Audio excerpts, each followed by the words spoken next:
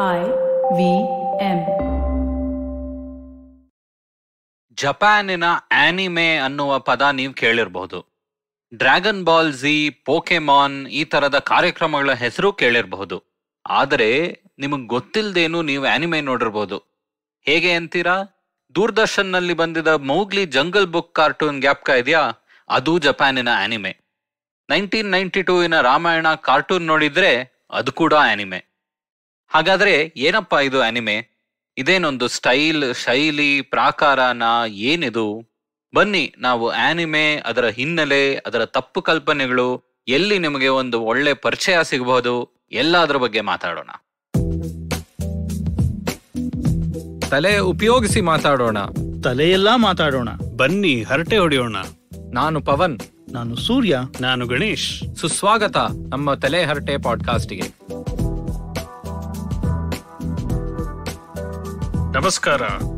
ಇವತ್ತು ನಾವು ಒಂದು ವಿಶೇಷವಾದ ಟಾಪಿಕ್ ಬಗ್ಗೆ ಮಾತಾಡಕ್ ಹೊರಟಿದೀವಿ. ಪವನ್ ಅವರೇ ನಮಸ್ಕಾರ. ನಮಸ್ಕಾರ ಗಣೇಶ್.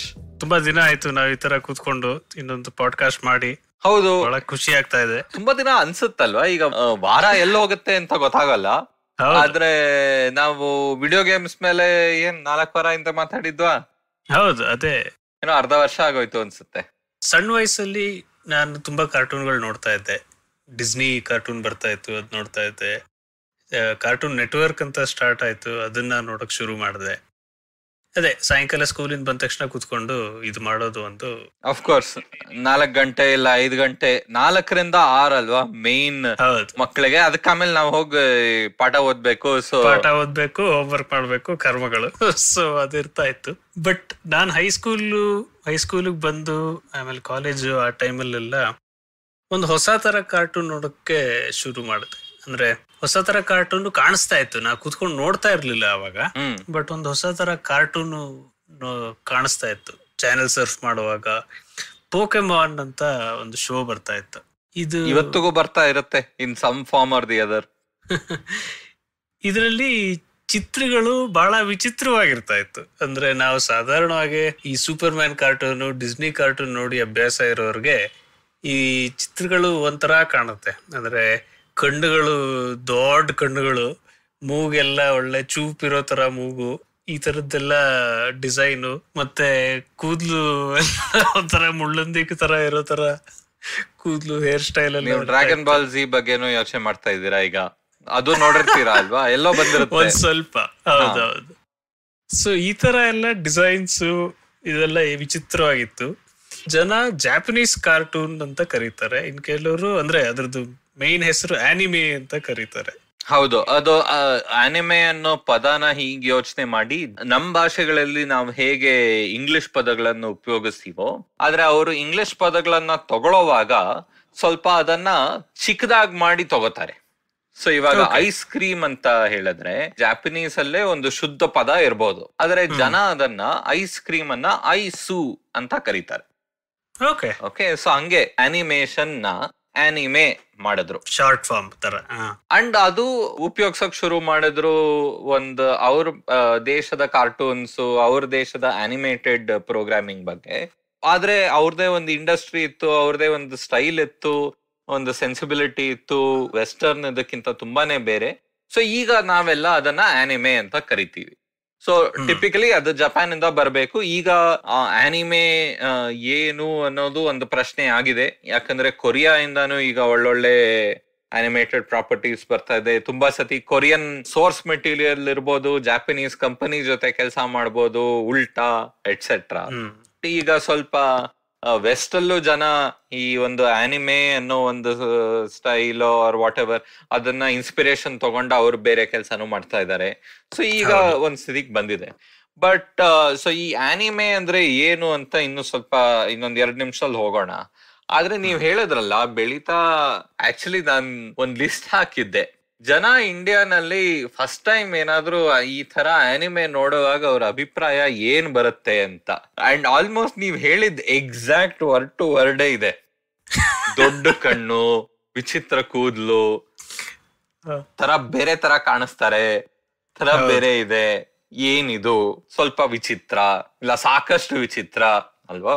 ಹೌದು, ಸೊ ಆ ವಿಚಿತ್ರಕ್ಕೆ ಹೋಗೋಕ್ ಮುಂಚೆ ನಾನ್ ಏನ್ ಹೇಳ್ಬೇಕಂದ್ರೆ, ನೀವ್ ಇದೆಲ್ಲದಕ್ಕೂ ಮುಂಚೆ ನೀವ್ ಆಕ್ಚುಲಿ ಇನ್ನೊಂದ್ ಆನಿಮೆ ನೋಡಿದೀರಾ. ನಮ್ ಟೀಸರ್ ಅಲ್ಲಿ ಹೇಳಿರ್ತಾರ, ಜಂಗಲ್ ಬುಕ್, ಮೋಗ್ಲಿ. ಇದು ಜಂಗಲ್ ಜಂಗಲ್ ಪತಾ ಚಲ ಹೈ, ಹೌದು, DD1 ನಲ್ಲಿ. ಸೊ ಇದು ಆಕ್ಚುಲಿ ಜಪಾನ್ ಇಂದ ಬಂದಿದ್ದು. ಇದು 1989 ನಲ್ಲಿ ಜಪಾನ್ ನಲ್ಲಿ ಒಂದು ಆನಿಮೆ ಕ್ರಿಯೇಟ್ ಮಾಡಿದ್ರು. ಆದ್ರೆ ನೋಡಿ, ಆ ಕಾಲದಲ್ಲಿ ಅದಕ್ಕೆ ಎಷ್ಟು ಚೆನ್ನಾಗಿ ಡಬ್ ಮಾಡಿ ಅದರ ಇಂಟ್ರೊಡಕ್ಷನ್ ಸಾಂಗ್, ಈ ಸಾಂಗ್ ಗುಲ್ಜಾರ್ ಅವರು ಲಿರಿಕ್ಸ್ ಬರೆದ್ರು ಅದಕ್ಕೆ. ಓಕೆ, ಅಂಡ್ ಒಳ್ಳೆ ವಾಯ್ಸ್ ಆಕ್ಟರ್ಸ್ ತಗೊಂಡ್ ಬಂದು ಹಿಂದಿಲ್ ಮಾಡಿದ್ರು. ಬೇರೆ ಭಾಷೆಯಲ್ಲೂ ಮಾಡಿದ್ರ ಅಂತ ನನಗ್ ಗೊತ್ತಿಲ್ಲ, ಈಗ ಮರ್ತೋಗಿದೆ. ಬಟ್ ಹಿಂದಿಲಂತೂ ಖಂಡಿತ ಇದೆ. ಹಿಂದಿಲೇ ನೋಡಿದ್ ನಾನು. ಅವಾಗ ನೋಡುವಾಗ ಜಸ್ಟ್ ಕಾರ್ಟೂನ್ ಅನ್ಕೊಂಡ್ವಿ ಅಲ್ವಾ? ಹೌದು. ಅದು ಆನಿಮೆ ಅಂತ ನಿಮಗ್ ಅನ್ನಿಸ್ತಾ? ಇಲ್ಲ ಅಲ್ವಾ? ಇಲ್ಲ, ಕಾರ್ಟೂನ್. ಆಕ್ಚುಲಿ ಅದೇ ಒಂದು ಒಳ್ಳೆ ಉದಾಹರಣೆ ಕೊಡುತ್ತೆ. ಆನಿಮೆ ಅಂದ್ರೆ ಸುಮ್ನೆ ಒಂದು ಸ್ಟೈಲ್ ಅಂತ ಅಲ್ಲ, ಏನೋ ಇನ್ನೂ ದೊಡ್ಡದು ಅಂತ. ಅಂಡ್ ಆಕ್ಚುಲಿ ಆವತ್ತಿನ ಆನಿಮೇಷನ್ ಇವತ್ತಿಗೂ ನೀವು ಹೋಗಿ ನೋಡಿದ್ರೆ ಏನ್ ಕ್ವಾಲಿಟಿ ಇದೆ ಅಂತ ಅನ್ಸುತ್ತೆ. ಹೌದು, ಕಲರ್ಸ್, ಮೂವ್ಮೆಂಟ್, ಸ್ಟೋರಿ ಟೆಲ್ಲಿಂಗ್ ಎಲ್ಲಾನು. ಸೊ ಆಕ್ಚುಲಿ ನಾವೆಲ್ಲರೂ ಐ ಥಿಂಕ್ ನಾವು 90s ಅಲ್ಲಿ ಬೆಳೆದ್ರೆ ಚಿಕ್ಕ ವಯಸ್ಸಲ್ಲಿ ಜಂಗಲ್ ಬುಕ್ ಅಂತೂ ನೋಡಿರ್ತೀವಿ. ಈ ಕಾಲದಲ್ಲಿ ಇನ್ನು ಸ್ವಲ್ಪ ಸಿಗೋದ್ ಕಷ್ಟ. ಇನ್ಫ್ಯಾಕ್ಟ್ ಈ ವಾವ್ ಕಿಡ್ಸ್ ಅಂತ ಒಂದು ಚಾನೆಲ್ ಇದೆಯಲ್ಲ, ಅವ್ರ ಚಾನೆಲ್ ಅಲ್ಲಿ ಜಂಗಲ್ ಬುಕ್ ಇದೆ. ಆದ್ರೆ ಈ ಜಂಗಲ್ ಬುಕ್ ಅವರೇ ಡಬ್ ಮಾಡಿದ್ದಾರೆ. So Doordarshan dub. ಹೌದು, ಈಗ್ಲೂ ನೀವು ಯೂಟ್ಯೂಬ್ ಅಲ್ಲಿ ಹುಡುಕಿದ್ರೆ ನಿಮಗ್ ಹಳೇದ್ ಸಿಗ್ಬಹುದು. ಆದ್ರೆ ಲೀಗಲ್ ಆಗಿ ಇವಾಗ ನೋಡ್ಬೇಕು ಅಂದ್ರೆ ಈ ಲಾಕ್ ಡೌನ್ ನಲ್ಲಿ ಒಂದಷ್ಟು ಜನಕ್ಕೆ ಅವಕಾಶ ಸಿಕ್ಕಿರ್ಬೋದು. ನಮ್ ಕೇಳಗ್ರಲ್ಲೂ ಮನೆಯಲ್ಲಿ ಯಾರಿಗಾದ್ರು ಸ್ಕೂಲ್ಗೆ ಹೋಗೋ ಮಕ್ಳಿದ್ರೆ ಮೇ ಬಿ ಅವ್ರಿಗೆ ತೋರ್ಸಿರ್ಬೋದು. ಯಾಕಂದ್ರೆ ಲಾಕ್ ಡೌನ್ ನಲ್ಲಿ ಹಳೆ ಮಹಾಭಾರತ, ಬೇರೆ ಬೇರೆ ಸೀರಿಯಲ್ಸ್ ಎಲ್ಲ ದೂರದರ್ಶನ್ ಓಡಿಸ್ತಲ್ಲ. ಹೌದು, ಮೋಗ್ಲಿ ಜಂಗಲ್ ಬುಕ್ ಅನ್ನು ಓಡಿಸ್ತು. ಸೊ ಎಷ್ಟೋ ವರ್ಷಗಳಾದ್ಮೇಲೆ ಟಿವಿಗೆ ವಾಪಸ್ ಬಂತು. ನೈಸ್. ಇದಂತೂ ಎಲ್ಲಾರು ನಾವ್ ನೋಡಿದ್ವಿ, ಇದನ್ನ ಆನಿಮೆ ಅಂತಾನೆ ಯೋಚನೆ ಮಾಡಿರ್ಲಿಲ್ಲ. ಅಂಡ್ ನೀವ್ ಹೇಳಿದ ತರ ಪೋಕೆಮಾನ್ ಬಂತು. ಪೋಕೆಮಾನ್ ಸ್ವಲ್ಪ ವಿಚಿತ್ರ, ಸರಿನಾ? ಆದ್ರೆ ಅದಕ್ ಮುಂಚೆ ಐ ಥಿಂಕ್ ಇಂಡಿಯಾಲ್ ಫಸ್ಟ್ ಆನಿಮೆ ಬೇರೆ ಬಂದಿದ್ದು ಅಂದ್ರೆ ಕಾರ್ಟೂನ್ ನೆಟ್ವರ್ಕ್ ಅಲ್ಲಿ ಒಂದು ಕಾರ್ಡ್ ಕ್ಯಾಪ್ಟರ್ ಸಾಕುರಾ ಅಂತ ಒಂದು ಬಂತು.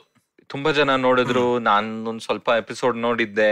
ಇನ್ನೊಂದು ನಿಂಜಾ ರೋಬೋಟ್ಸ್ ಅಂತಾನು ಒಂದೆರಡು ವರ್ಷ ಬಂತು. ಇದು ಜ್ಞಾಪಕ ಇದೆ ನಂಗೆ, ಅಲ್ವಾ? ನಿಂಜಾ ರೋಬೋಟ್ಸ್ ಆಕ್ಚುಲಿ ಈಗ ನೀವು ಆನ್ಲೈನ್ ಹುಡುಕಿದ್ರೆ ನಿಮ್ಗೆ ತುಂಬಾ ಕಷ್ಟ ಸಿಗೋದು. 84 ಏನೋ ಬಂದಿದ್ದ ಆನಿಮೆ. ಇಂಗ್ಲಿಷ್ ಡಬ್ ಅನ್ನ ಕಾರ್ಟೂನ್ ನೆಟ್ವರ್ಕ್ ಅಲ್ಲಿ ಓಡಿಸಿದ್ರು ಅಲ್ವಾ? ಇದು ಪ್ರಾಪರ್, ಇದು ನಾವೇನಪ್ಪ ಮೆಕಾ ಅಂತೀವಲ್ಲ, ಈಗ ದೊಡ್ಡ ದೊಡ್ಡ ಮೆಕ್ಯಾನಿಕಲ್ ಸೂಟ್ಸ್, ಬೀಸ್, ಅದ್ರ ಒಳಗೆ ಯಾವನೋ ಒಬ್ಬ ಮನುಷ್ಯ ಕೂತ್ಕೊಂಡು ಅದನ್ನ ಉಪಯೋಗಿಸ್ತಾನೆ. ಅಂಡ್ ಇದು ಸ್ಪೇಸ್ ಅಲ್ಲಿ ಬ್ಯಾಟಲ್ ಆಗುತ್ತೆ, ಮಾರ್ಸ್ ಅಲ್ಲಿ ಆಗುತ್ತೆ, ಅರ್ತ್ ಅಲ್ಲಿ ಆಗುತ್ತೆ, ಏನೇನೋ ಒಂದಷ್ಟು ಆಗತ್ತೆ, ರೈಟ್? ಸೊ ಆ ತರ ಒಂದಿತ್ತು. ಅದೇ ತರ ಬೇರೆ ಬೇರೆ ಆನಿಮೆ ಸ್ಲೋ ಆಗಿ ಇಂಡಿಯಾಲಿ ಕಾರ್ಟೂನ್ ನೆಟ್ವರ್ಕ್ ಅಲ್ಲಿ ಬರೋಕ್ ಶುರು ಆಯ್ತು. ಅಂಡ್ ಅದರಲ್ಲಿ ಟೂನಾಮಿ ಅಂತ ನಿಮಗೆ ಜ್ಞಾಪಕ ಇರಬಹುದು. ಒಂದು ಸಮುರಾಯ್ ಜಾಕ್. ಸೊ ಅದೊಂದು 2 hour ಬ್ಲಾಕ್ ಇರ್ತಾ ಇತ್ತು ಸಾಯಂಕಾಲದೊತ್ತು. ಐ ಥಿಂಕ್ ಸ್ಕೂಲಿಂದ ಬಂದ್ ಮನೆಗ್ ಬರೋವಾಗ ಐ ಥಿಂಕ್ 4ರಿಂದ 6 ಇಲ್ಲ 5ರಿಂದ 6 ಆತರ ಈ ಒಂದು ಟೂನಾಮಿ ಬ್ಲಾಕ್ ಅಲ್ಲಿ ಈ ಆನಿಮೆನು ಅವರು ರಿಲೀಸ್ ಮಾಡ್ತಾ ಇದ್ರು. ಇದು ಬಿಟ್ಟು dragon ball G of course ಸಾಕಷ್ಟು ಜನ ನೋಡಿರ್ತಾರೆ ಇಂಡಿಯಾನಲ್ಲಿ. ಪೋಕೆಮಾನ್ ಬಂತು. ಪೋಕೆಮಾನ್ ತರನೇ ಇನ್ನೊಂದು ಡಿಜಿಮಾನ್ ಅಂತ ಬಂತು. ಡೋರೆಮಾನು ಅದೇನಾ? ಡೋರೆಮಾನ್ ಇದೊಂದು ಮಕ್ಕಳ ಕಾರ್ಟೂನು ಆನಿಮೆ. ಅದು ಎಷ್ಟೋ ವರ್ಷಗಳಿಂದ ಓಡ್ತಾ ಇದೆ. ಸೊ ಅದಿನ್ನು ಬೇರೆ ಬೇರೆ ಕಿಡ್ಸ್ ಕಾರ್ಟೂನ್ ಚಾನೆಲ್ಸ್ ಅಲ್ಲಿ ಬರ್ತಾ ಇರುತ್ತೆ. ಬೇರೆ ಬೇರೆ ಭಾಷೆಯಲ್ಲೂ ಬಂದಿರ್ಬೋದು. ಈಗ ಈ ಒಂದು ಟೂನಾಮಿ ಅಂತ ಒಂದು 2 hour ಇದು ಶುರು ಆಗಿ ಆಮೇಲೆ ಒಂದ್ ಕಾಲದಲ್ಲಿ ಆನಿಮ್ಯಾಕ್ಸ್ ಅಂತ ಒಂದು ಟಿವಿ ಚಾನೆಲ್ಲೇ ಬಂತು ಇಂಡಿಯಾನಲ್ಲೂ ಆನಿಮೆ ತೋರ್ಸೋದು. ಆದ್ರೆ ಅವ್ರದ್ದು ಸ್ವಲ್ಪ ವಿಚಿತ್ರ ಆಗೋಯ್ತು. ಅವರು ಯಾವ ತರ ಶೋಸ್ ಅನ್ನ ಸೆಲೆಕ್ಟ್ ಮಾಡಿದ್ರು, ಅದನ್ನ ಹೇಗೆ ಇಂಡಿಯನ್ಸ್ ತೋರಿಸ್ಬೇಕು, ಒಂದೊಂದ್ಸತಿ ಅಮೆರಿಕನ್ ಡಬ್ ಅಂತ ಸುಮ್ನೆ ಇಲ್ಲಿ ಬಂದ್ ಹಾಕ್ಬಿಡ್ತಾ ಇದ್ರು. ಬೇರೆ ಬೇರೆ ಸಮಸ್ಯೆಗಳಿತ್ತು. ಸೊ ಟಿವಿನಲ್ಲಿ ಸ್ವಲ್ಪ ಟೇಕ್ ಆಫ್ ಆಗೋದು ನಿಂತೋಯ್ತು. ಆಕ್ಚುಲಿ ಆನಿಮ್ಯಾಕ್ಸ್ ನಾನು ಬಂದೋಸ್ತ್ರಲ್ಲಿ ಸುಮ್ನೆ ಸ್ವಲ್ಪ ಹೊತ್ತು ಕೂತ್ಕೊಂಡು ನೋಡೋಣ ಅಂತ ಹಾಕೊಂಡು ಕೂತಿದ್ದೆ. ಆದ್ರೆ ಅಲ್ಲಿ ಬರ್ತಾ ಇದ್ದಿದ್ ಶೋಗಳು ಎಷ್ಟು ಸೀರಿಯಸ್ ಇತ್ತು ಅಂತಂದ್ರೆ, ಅಯ್ಯೋ ಇದು ಏನಿದು ಕಾರ್ಟೂನ್ ಅಂದ್ರೆ ನಂಗೆ ನಗುನೇ ಬರ್ತಿಲ್ವಲ್ಲಪ್ಪ ಅಂತ ಅಲ್ವಾ? ಸೊ ಆಕ್ಚುಲಿ ನನ್ ಪ್ರಕಾರ ಆ ಕಾಲ ಆದ್ಮೇಲೆ ಈ ಪೋಕೆಮಾನ್ ತರ ಒಂದಷ್ಟು ಆನಿಮೆ ಕಾರ್ಟೂನ್ ನೆಟ್ವರ್ಕ್ ಅಲ್ಲೆಲ್ಲ ಬರೋಕ್ ಶುರು ಆದ್ಮೇಲೆ ಐ ಥಿಂಕ್ ಈಗ ಯಾವಾಗ ನೆಟ್ಫ್ಲಿಕ್ಸ್ ಇಂಡಿಯಾಗ್ ಬರೋಕ್ ಶುರು ಆಯ್ತು ಅಂಡ್ ನೆಟ್ಫ್ಲಿಕ್ಸ್ ಅಲ್ಲೂ ಇಂಡಿಯಾಗ್ ಬಂದ್ಮೇಲೆ ಒಂದಷ್ಟು ಆನಿಮೆನಲ್ಲೂ ಫೋಕಸ್ ಮಾಡಕ್ ಶುರು ಮಾಡಿದ್ರು, ಬೇರೆ ಬೇರೆ ಟೈಟಲ್ಸ್ ಹಾಕೋಕ್ ಶುರು ಮಾಡಿದ್ರು. ಸೊ ನೆಟ್ಫ್ಲಿಕ್ಸ್ ಆಮೇಲೆ ಈಗ ಜೊತೆಗೆ ಪ್ರೈಮ್ ಆಗ್ಲಿ ಬೇರೆದಾಗ್ಲಿ ಎಲ್ಲ ಸೇರಿಸಿ ಈಗೊಂದು ಹೊಸ ಅವಕಾಶ ಕೊಟ್ಟಿದೆ. ಈಗ್ಲೂ ಟಿವಿ ಇನ್ನು ತುಂಬಾ ಮುಖ್ಯ, ಇನ್ನು ಜಾಸ್ತಿ ರೀಚ್ ಬೇಕು ಅಂದ್ರೆ. ಆದ್ರೆ ಅಟ್ಲೀಸ್ಟ್ ಒಂದಷ್ಟು ಜನಕ್ಕೆ ಈಗ ಇಂಡಿಯಾನಲ್ಲಿ ಲೀಗಲ್ ಆಗಿ ನೋಡ್ಬೇಕಂದ್ರೆ ಅವಕಾಶ ಸಿಕ್ಕಿದೆ. ಬಟ್ ಈಗ ಗಣೇಶ್, ನಾನು ಇದ್ರ ಬಗ್ಗೆ ಅಂತೂ ಕಡ್ಡಾಯವಾಗಿ ಮಾತಾಡ್ಬೇಕು. ನೀವ್ ಹೇಳಿದ್ರಲ್ಲ, ಇದು ಏನಿದು ಆನಿಮೇಷನ್, ನಗುನೆ ಬರೋಲ್ಲ, ಯಾವ ತರ ಕಾರ್ಟೂನ್ ಇದು. ಹೌದು, ಇದ್ರ ಬಗ್ಗೆ ನಾವ್ ಇನ್ನೂ ಸ್ವಲ್ಪ ಮಾತಾಡ್ಬೇಕು. ಯಾಕಂದ್ರೆ this is a big challenge and a problem. Okay, ಯಾಕಂದ್ರೆ ನಾವು ಪೋಕೆಮಾನ್ ಅಂತ ನೋಡಿದ್ರೆ ಆಕ್ಚುಲಿ ಆ ಕಾರ್ಟೂನ್ ಇರೋದು ಪೋಕೆಮಾನ್ ಗೇಮ್ ಅನ್ನ ಮಾರೋಕೆ. ಹೌದಾ? ಟ್ರಾನ್ಸ್ಫಾರ್ಮರ್ಸ್ ಕಾರ್ಟೂನ್ ನೋಡಿದೀರಾ ಅಲ್ವಾ? ಈಗ ಟ್ರಾನ್ಸ್ಫಾರ್ಮರ್ಸ್ ಮೂವೀಸ್ ಬಂದಿದೆ. ಆ ಟ್ರಾನ್ಸ್ಫಾರ್ಮರ್ಸ್ ಕಾರ್ಟೂನ್ ಆಗಿ ಬರ್ತಾ ಇದ್ದಿದ್ದು. ಇಲ್ಲ GI ಜೋ ನೋಡಿದೀರಾ ಅಲ್ವಾ? ಆ GI ಜೋ ಕಾರ್ಟೂನ್ ಬರ್ತಾ ಇದ್ದಿದ್ದು ಅದರ ಉದ್ದೇಶ ಒಂದೇ. ಹೌದು, GI ಜೋಸ್ ನ ಸೆಲ್ ಮಾಡೋದಕ್ಕೆ, ಟ್ರಾನ್ಸ್ಫಾರ್ಮರ್ಸ್ ನ ಸೆಲ್ ಮಾಡೋದಕ್ಕೆ. ಇಲ್ಲಿ ಪೋಕೆಮಾನ್ ಆಟನ ಸೆಲ್ ಮಾಡೋದು. ಆ ಕಂಪನಿನೂ ಇದನ್ನ ಯೋಚನೆ ಮಾಡುವಾಗ ಸರಿ ಒಂದು ಟಿವಿ ಪ್ರೋಗ್ರಾಮ್ ಅಂದ್ರೆ ಅದರಿಂದ ಏನೋ ಒಂದ್ ಸ್ವಲ್ಪ ಅಡ್ವರ್ಟೈಸಿಂಗ್ ರೆವೆನ್ಯೂ ಬರುತ್ತೆ, ಬೇರೆ ಏನೋ ಬರುತ್ತೆ ಅಂತ. ಆದ್ರೆ ನೀವು ಇವಾಗ ಪೋಕೆಮಾನ್ ಅಂದ್ರೆ ಅದು ಬರೀ ಇವತ್ತಿಗೂ ಬರೀ ನಿಂಟೆಂಡೋ ನಲ್ಲೇ ನೀವ್ ಆಡ್ಬೋದು ಅಲ್ವಾ? ಸೊ ಆ ನಿಂಟೆಂಡೋ ಮೆಷಿನ್ ತಗೋಬೇಕು, ಇಲ್ಲಾಂದ್ರೆ ಅದಕ್ಕೆ ಒಂದು ಕಾರ್ಟ್ರಿಡ್ಜ್ ಏನೋ ತಗೋಬೇಕು. ಸೊ ನೀವು ಅದಕ್ಕೆ ಖರ್ಚು ಮಾಡುವಾಗ ಎಷ್ಟು ಖರ್ಚು ಮಾಡ್ತಾ ಇದ್ದೀರಾ? ನೀವು ಟಿವಿಲಿ ನಾನು 10 ಆಡ್ ನಿಮಗ್ ತೋರ್ಸಿದ್ರಿಂದ ನನಗೆ ಎಷ್ಟು ದುಡ್ಡು ಬರುತ್ತೆ? ವ್ಯತ್ಯಾಸ ಅಲ್ವಾ? ಸೇಮ್ GI ಜೋನ್ ಅಲ್ಲೂ ನೀವು ಕಾರ್ಟೂನ್ ಅಲ್ಲಿ ಆಡ್ ಹಾಕೊಳ್ಳಿ ಮಕ್ಳಿಗೆ, ಬಟ್ ಜನ ಒಂದೊಂದಾಗಿ ಫಿಗರ್, ಆಮೇಲೆ ಅದಕ್ಕೊಂದು ವೆಹಿಕಲ್, ಒಂದು ಶಿಪ್, ಬೋಟ್ ಎಲ್ಲ ಇದೆ ಅಲ್ವಾ GI ಜೋನ್ ಅಲ್ಲೂ. ಇಂಡಿಯಾನಲ್ಲಿ ಒಂದ್ ಲೆವೆಲ್ ಆಮೇಲೆ ಅದರ ಎಷ್ಟು ದುಡ್ಡು ಅಂತ ನೋಡಿದ್ರೆ ಅರ್ಥನೇ ಆಗಲ್ಲ. ಬಟ್ US ಅಲ್ಲೆಲ್ಲ ಬಂದಾಗ ಜನಕ್ಕೆ ಲೈಕ್ ಮಕ್ಳಿಗೆ ತೆಕ್ಕೊಡ್ಬಹುದಾಗಿತ್ತು, ರೈಟ್? ಆ ತರ ಶುರು ಆಯ್ತು. ಸೊ ಇಂಡಿಯಾನಲ್ಲಿ ಮಾರಕ್ ಬಂತ ಅಂತ ಅಲ್ಲ, ಆದ್ರೆ ಅವ್ರವ್ರ ದೇಶದಲ್ಲಿ ಏನಕ್ಕೆ ಇದು ಶುರು ಆಯ್ತು ಅಂದ್ರೆ ಪ್ರೈಮರಿಲಿ ಆಸ್ ಮಾರ್ಕೆಟಿಂಗ್. ಎರಡನೇದೇನಂದ್ರೆ ಪೋಕೆಮಾನ್ ಮಕ್ಳಿಗೆ.